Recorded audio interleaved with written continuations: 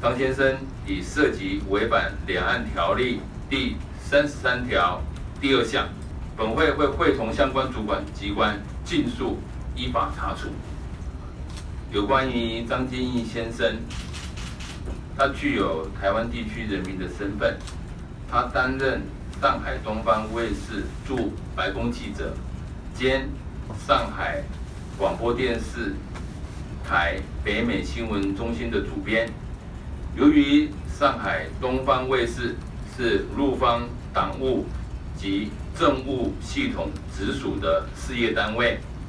张先生已涉及违反两岸条例第33条第2项，国人不得担任中国大陆党政军或团体相关的职务或为其成员等相关的规范。本会会会同相关主管机关尽速依法查处。这个中共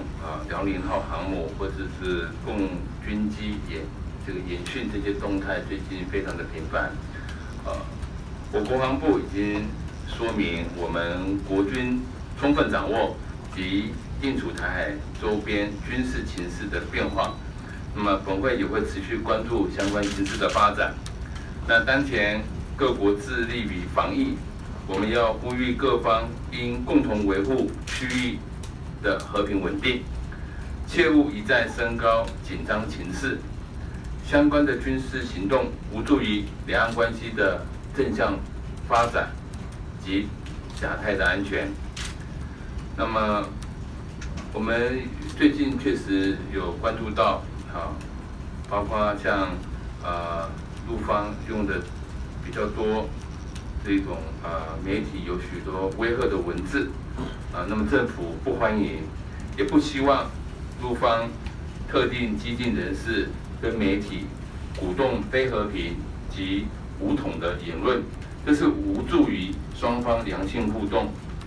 政府致力于维护台海和平稳定现状的立场一贯而坚定。蔡总统选后也一再强调，面对中共的文攻武吓，我们保持不挑衅、不冒进的态度，让两岸之间没有酿成严重的冲突。两岸关系是双方的责任，我们希望北京当局可以理解，民主的台湾、民选的政府不会屈服于威胁和恫吓，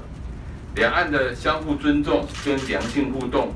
才符合彼此人民的利益与期待。谢谢。